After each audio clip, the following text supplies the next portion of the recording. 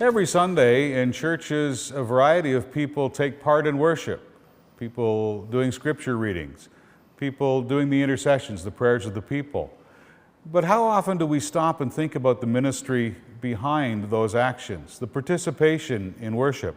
Today in Life and Faith, we go to Christ Church, Petrolia, where a workshop was held looking at the role of being a lector or a reader and also being involved in intercessions in church.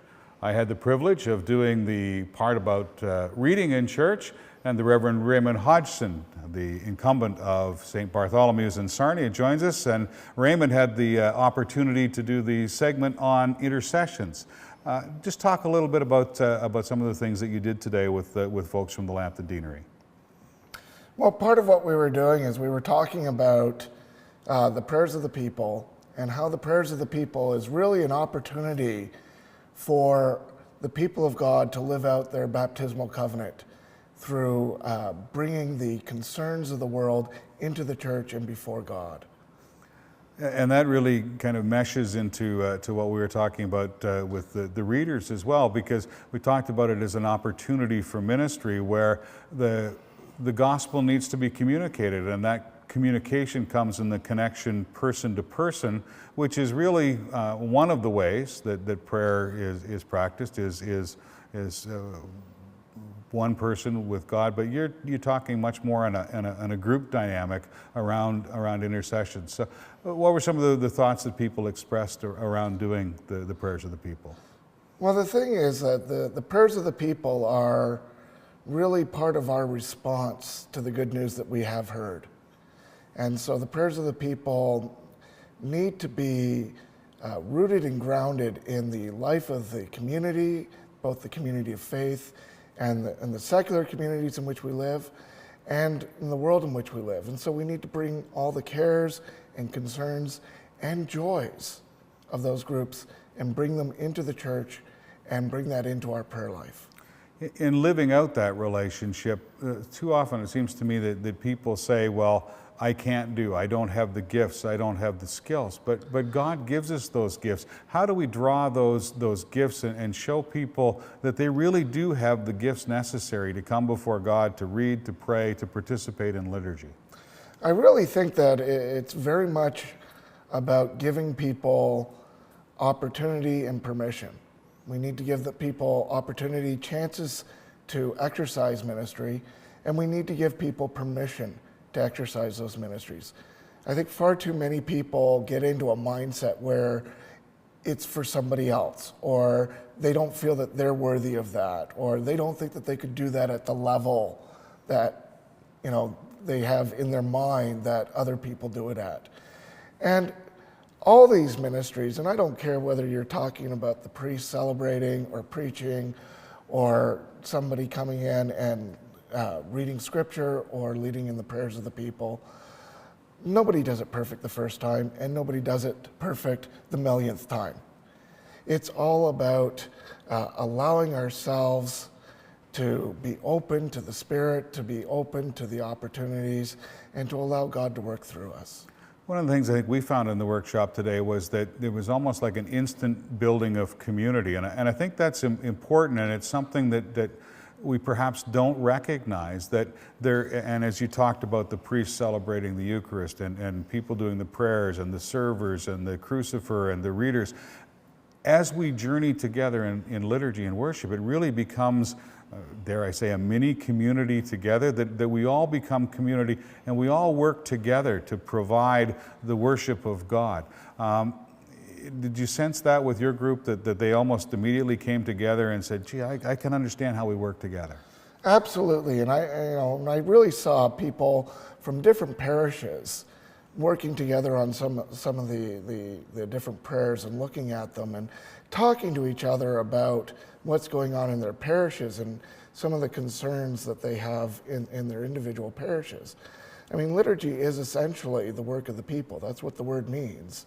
And I think that they need to feel that it is theirs.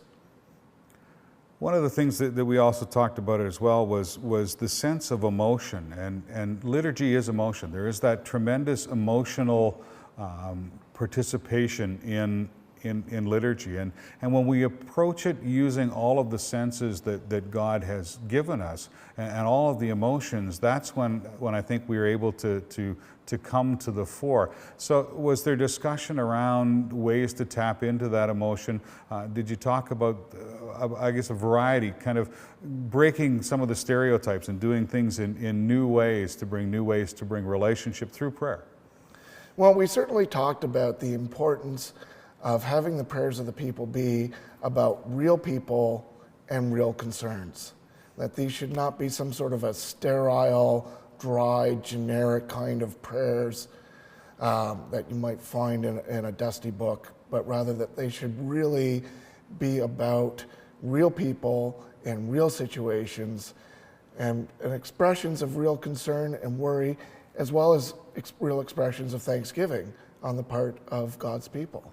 One of the things I always find as leader of a group is that when I do a workshop of any kind, at the end of the day, I learned something. What did Raymond learn today? Well, you know, I have to agree with you that there's always a great deal of learning for me, both in preparing the materials and in presenting them and in the dialogue that happens as a result of that. I think for me, one of the biggest things for me is today was hearing from the people about the things that were on their hearts and minds. And as they were trying to customize the prayers of the people in order to address those for worship, they were really sharing with me where they were as people and as representatives of communities of faith. And it was really great to hear about the different things that were concerning them, and so that, you know, I can help make sure that those sorts of concerns are part of the worship experience that they experience. One of the things that, and I think it fits very much in with what you were saying, one of the learnings for me today was, it came from something that I've done many times, but it jumped out in a new way, and that is ending a workshop about using your voice, about reading, about communicating, projecting, and just having each person in the workshop stand up and in whatever way they want, saying their name. And the purpose behind it is to show that we are given many different gifts and many different ways to do things, and many different voices, many different personalities. You know, there is not one right way, except in that you're faithful to God and faithful to yourself. Sometimes the spontaneity of the moment can be absolutely the most wonderful thing. So, an opportunity to talk about a workshop on intercessions, reading in church, and there's many other things. Perhaps maybe we've sparked in you an interest in your church, in your deanery, elsewhere in the diocese, that you might like to participate in a workshop such as this. And I can say I certainly would be willing. My guess is Raymond enjoyed himself enough that he might be able to do another workshop as well. And there are other leaders in the diocese. And it's a wonderful opportunity to come together, to learn, to share the gifts, and to share the joy. And Raymond Hodgson, we give thanks for your willingness to share today. Thank you for guesting with us. Thank you, Keith. For Life and Faith, this is Reverend Keith Nethery. Thank you for watching today and being part of the Life and Faith family. Please join us again, and remember, you can always visit us on the web at lifeandfaith.ca. We do appreciate your support of local television programming. Have a wonderful week, and we look forward to seeing you again very soon. Bye for now.